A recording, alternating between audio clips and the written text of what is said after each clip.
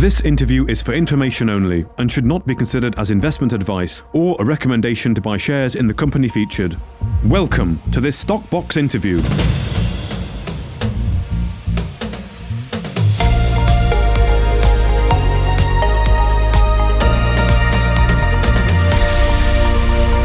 Well, I'm joined today by Ewan Collins, the co-founder of Kondor AI, listed on the Aquis exchange with the ticker KNDR. Thank you very much for joining us today here at the offices in London. Yes, well, thanks for having me, and great to meet you. Yeah, how are you doing? Great. Busy building the next version of Kondor. Busy building the next version of Kondor. Okay. Well, of course, it's AI based, isn't it? Before we get into perhaps the product, I wonder if we can perhaps just maybe talk a little bit about the AI industry. Really, I mean, because it really kicked on not so long ago, probably only 6 months or so ago.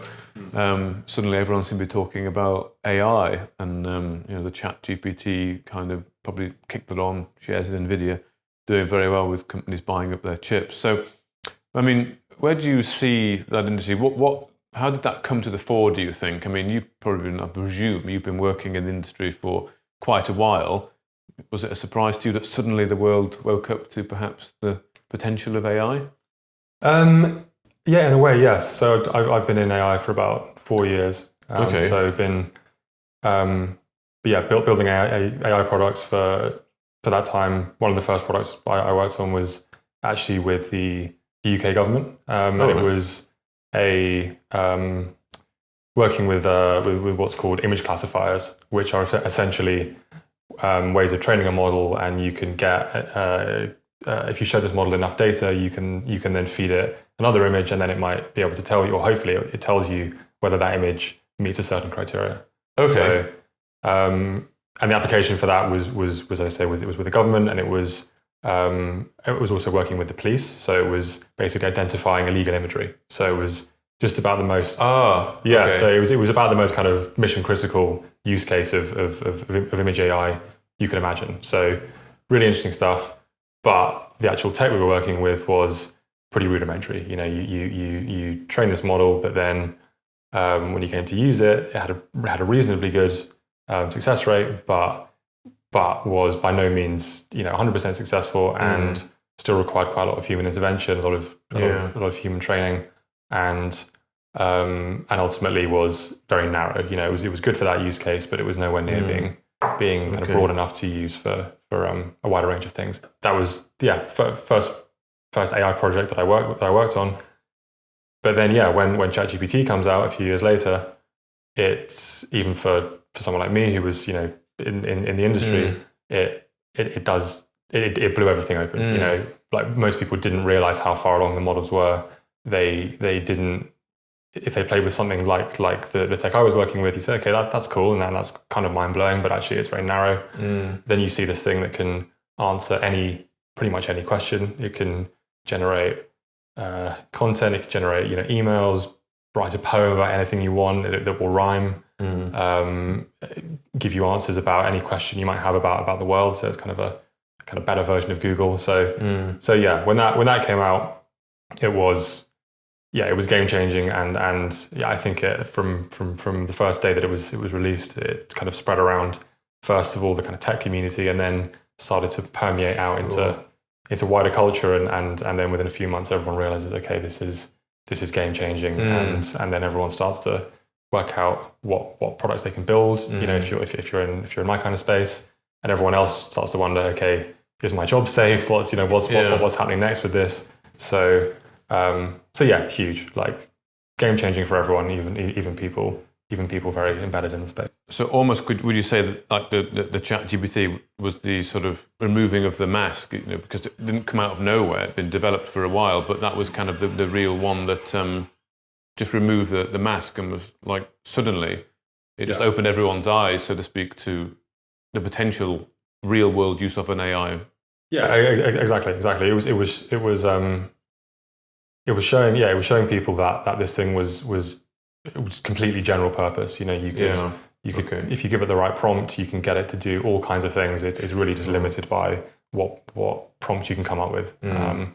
So that's one point, and then And then GPT-4 comes out, and so for context, the first version released was GPT 3.5.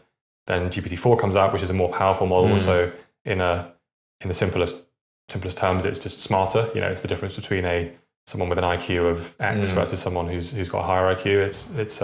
It's just smarter, so therefore you can do even more things with it. And that was another kind of ground shifting revolution moment where you think, okay, this is even more powerful. This opens up a whole load of new use cases. Sure. And where do you think it's going? Do you think it's got a great future, scary future, exciting future? I mean, people talk a lot about the kind of sci-fi, like scary scenario where you have some kind of Terminator, thing. But maybe I think that's a conversation for other people to have. Maybe like, as I said, like science fiction writers.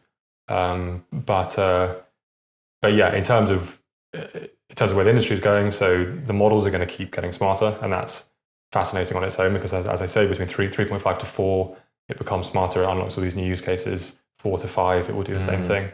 But I think what's really happening is that it's about people are working out how to apply the models that are currently available. How do you apply them in a way that's truly useful to people? So your listeners may have, or viewers may have seen things like Microsoft Copilot starting to come out, where AI is starting to be embedded into the software you use. There was certainly a rush for almost every software platform to kind of tag on AI features. So if you're working in a task management system, maybe you can use a version of ChatGPT or something similar to generate, content for a task or whatever it is. So yeah, it's those are somewhat useful, but I think the challenge now and what everyone is trying to solve with a pretty vast amount of capital that's now been deployed to this space is how do you turn what is probably the coolest toy that's ever been released into something that's truly useful. A bit like a toy as well. When you're a child, can be as big or wild and as wonderful as your own imagination, I suppose, as well. The possibilities are or the scenarios are sort of endless, really. Before we get on to some of the use cases and, of course, what Kondor are working on, are you able to explain in layman's terms how it actually works? I mean, you said you worked there with that thing with the police, but I mean, how does it actually work? It's taking data, like lots of data, and then looking for patterns, is it? Or can you explain how it works, how it does what it does? Sure. The simplest way to explain it is it's autocorrect on supercharged autocorrect. Okay. So just as you're writing and it can predict what the next part of a word might be, what the next word might be, it's that, but scaled to a scaled, orders of magnitude more than what just kind of simple autocorrect can do. So it's trained on vast amounts of its ChatGPT text data, if it's an image model, image data, and video and audio, so on and so forth. So then in terms of Kondor then, what are Kondor doing? If you perhaps give the elevator pitch, if you can, in a few words, what you're all about. Sure. So we talked about ChatGPT. I imagine your viewers have played with it or have at least seen what it can do. ChatGPT is text-based. So you ask it a question, you ask it to generate some content for you, and it can do it, and that's pretty magic. And if I kind of zoom out a little bit, so if you think about what happened with social media over the last, say, 15 years, where you start is Facebook and Twitter. Facebook had images to an extent, but basically they're kind of text-based platforms, which are evolutions of the kind of late 90s blogosphere. Sure. And great. And now we have social networks. They seem to be doing everything that social networks need to do. I wonder where they'll go next. Then from kind of 2012 onwards, you see a shift towards image and video. So now Instagram and TikTok are certainly more ascendant, and I think higher user bases and certainly culturally more relevant than Facebook and Twitter.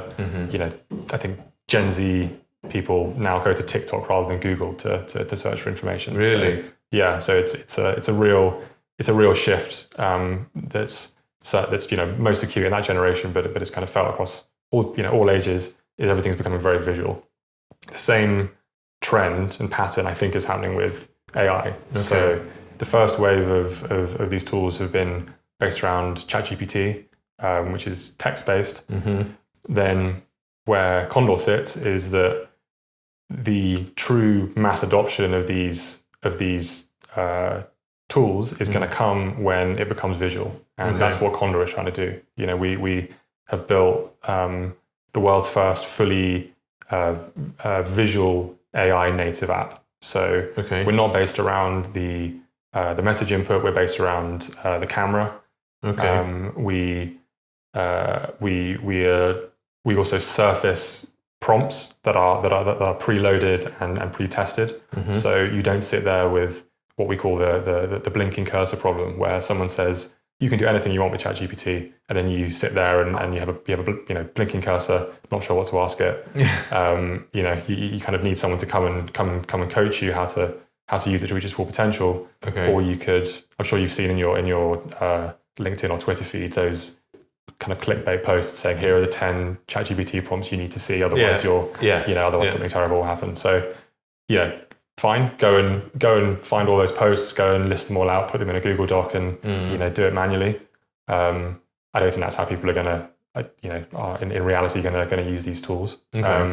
So what we do is we have preloaded a library of really useful prompts across a whole range of spaces, and we surface those to the user through a camera-based, very visual, image-first UI. So is it one product? It's one product. It's the Kondor app. Is that correct? Yeah. Right. Okay. So what would that do then? In real terms, you say it's sort of camera-based and giving prompts. What would someone use it for? So we have got hold of this image model, which was from a quite obscure kind of research project. We'd managed to host it and run it ourselves, which wasn't that easy at that point. And we were all kind of huddled around, seeing what it could, kind of wait and see what it could do. And we needed something to test it on, so just reached for the nearest thing, which happened to be a pencil, which was just a pencil on the desk. And so took a photo of the pencil, put it into this model, and then the thing was, the loader was spinning, and the question we'd asked it was, describe this image, and not expecting much. If it could work out it was a pencil, brilliant, that's progress. But then what it produced was a paragraph of text and then like a list, and it said, this image shows a pencil. I would guess it's an HB pencil from the pattern on the outside. I can see that it's resting on a light wood desk where the grain of the wood goes perpendicular to the pencil. I can see that the pencil is blunt. So to use a pencil, you'll have to sharpen it. So you could either go and get a pencil sharpener, or you could follow these 3 steps to whittle it with a knife. And then I think it gave another thing saying, if you don't have either of those things, you could use this method to sharpen the pencil. And none of us had noticed that the pencil was blunt. We just picked this pencil out. Right. And so at that point we were thinking, oh my God, this not only can it recognize the pencil, it can also make these inferences. It can suggest instructions. It can notice way more than even the human eye, if you're not really paying attention, can notice. Sure. Okay. So at that point we were like, okay, this is amazing. We need to, this needs to be the basis of a product, and then that's kind of where we started working on customer. Okay, and you saw the opportunity there to basically build a product from that your average person might use. Well, exactly. So to come back to the question around how how you actually use it. So we did the pencil thing, then immediately found a scrumpled up receipt from someone's pocket and said, here's a calculate a tip for this receipt, and it did it perfectly. So it understood all of the figures. It could work out, there was VAT there. It should ignore that, or it shouldn't add that again. You know what I mean? And and then it calculated the tip perfectly. So so the first 2 things we tried it with. Things you can do with it now. You could take a photo of a parking sign and say it's midday on a Wednesday. Can I park here? Right. Okay, yeah, and in Britain they are quite ambiguous, aren't they? Exactly. Parking signs. You could use it to identify a plant.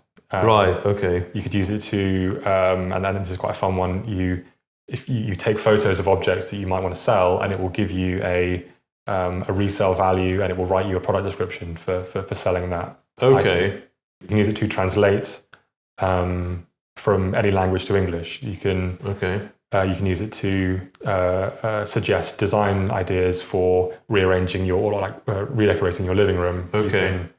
And then in the work context, you could take a photo of a slide and say, summarize this slide for me, or a chart and say, give me an analysis of the trend on this chart. Okay.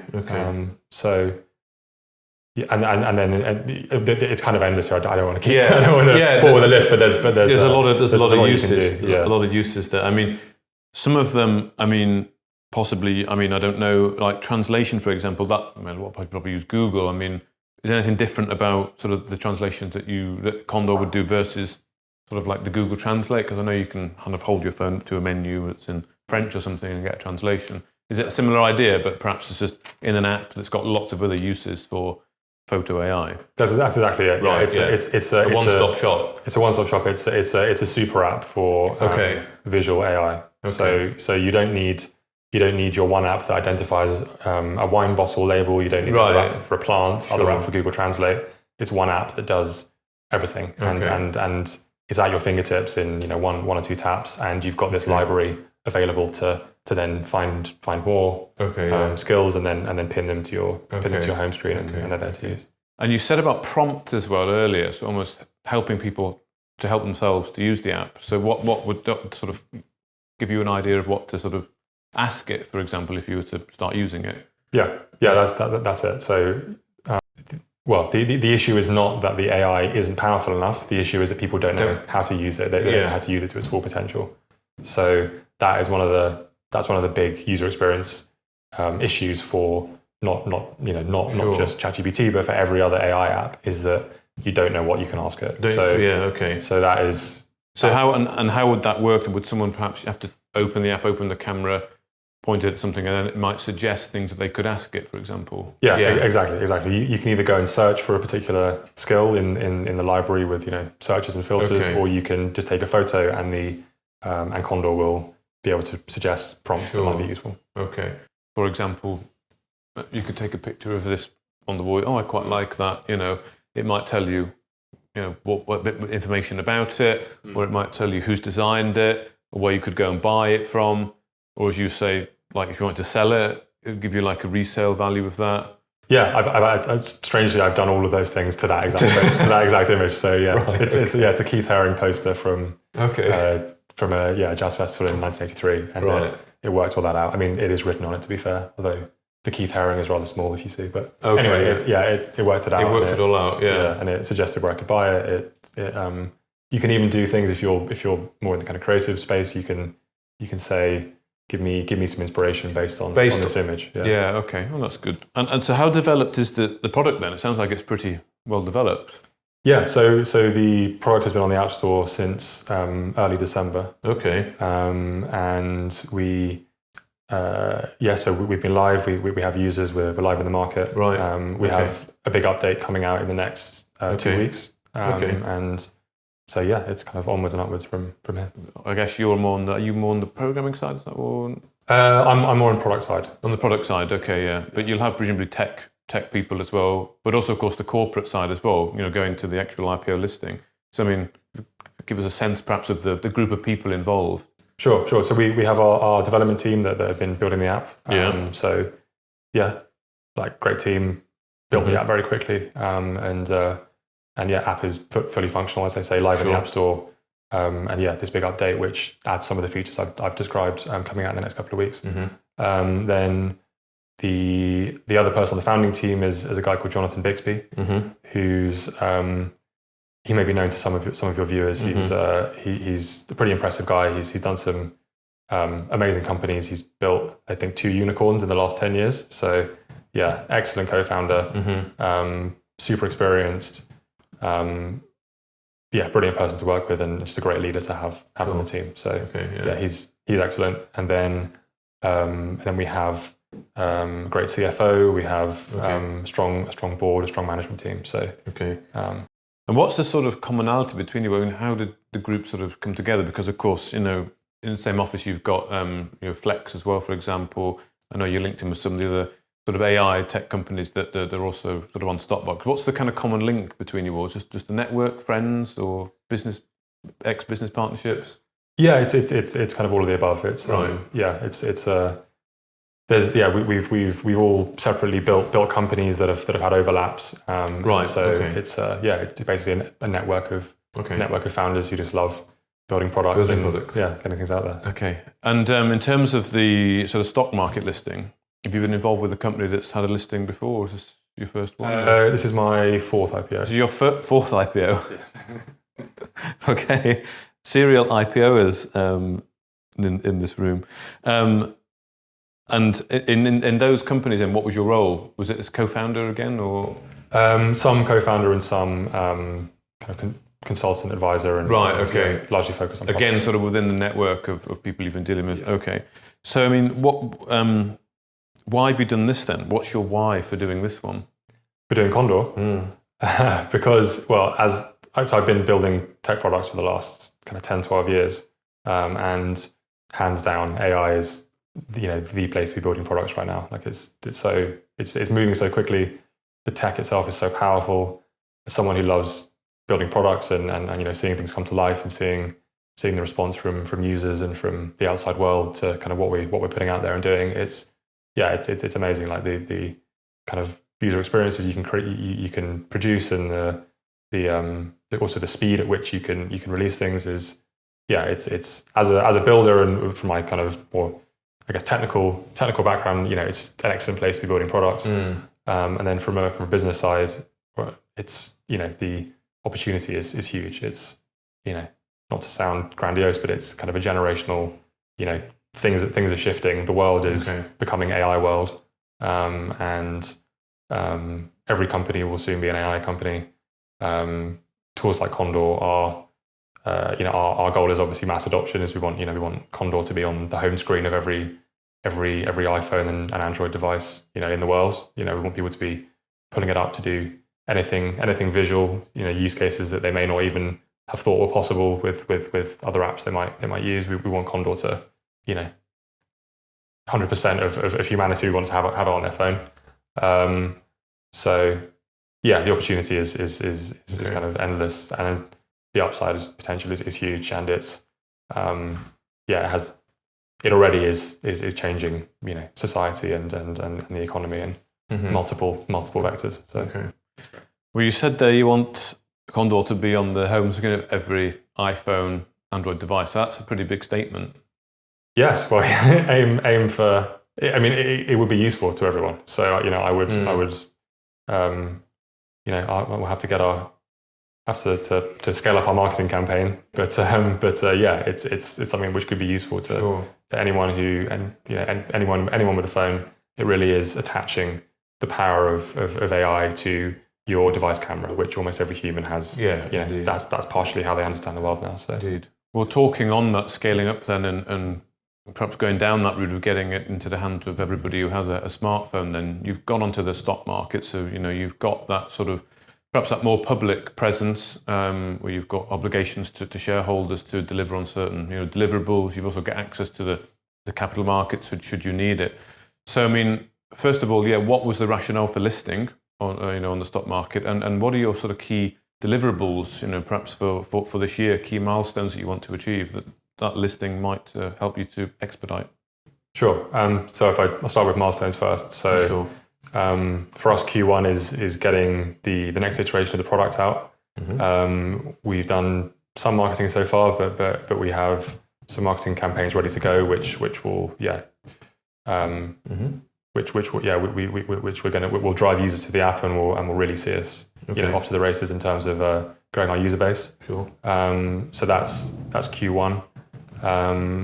Then goal is 10,000 users by Q2 and 100,000 by Q3. So, and we'll also be introducing monetization in the next few weeks. So currently the app is free to use. Like our goal is that people shouldn't have to pay to try it and get some value from it. But obviously we're a business. We will be monetizing. And the way we do that is through a premium subscription. So anyone can come and use the app for free, and then if you get enough value from it, then you can pay us $9.99 a month for unlimited usage and premium features. Have you sort of done any market research on this in terms of sort of what you might expect the take-up to be? Because, everyone likes a free app and not so many people like to pay for it. Have you done got any idea of the sort of appetite for paying, paying a premium for a premium feature? Yeah, well, GPT has quite a high conversion rate on their premium plan. Don't have the exact number to hand, but I know it's slightly higher than the norm. But yeah, for us, we're benchmarking from there are endless subscription-based apps on the App Store where it's this freemium model. So we expect to be within the normal range of conversion for that. And if we get above that, because we're delivering so much value, then excellent. But at a minimum, it's freemium subscription model with a conversion rate in the normal range. Okay. And if people want to try the app, it's out there now in the App Store, so you can download it, have a play with it. Yeah. And I'd encourage obviously everyone to go and download it and play with it. And as I say, we'll have a big update coming out in the next couple of weeks. In the next couple of weeks, okay. And I'm glad you told me your sort of milestones there. I'm sure we'll be talking a fair bit. I'll be trying it out myself before we speak again. Good. And I'll be keeping tabs on how you're getting on with your user base growth there. But I think for now that's a very good introduction. So thank you very much for your time. Great. Well, thanks for having me, and hope to speak again soon. If you enjoyed this interview, then give us a thumbs up, a like or a retweet. Subscribe to us on YouTube or follow us on Twitter and hit that notification bell to be the first to know when we release new content. There's loads of great content on our website too, across all our programs at stockboxmedia.com. Thank you for watching.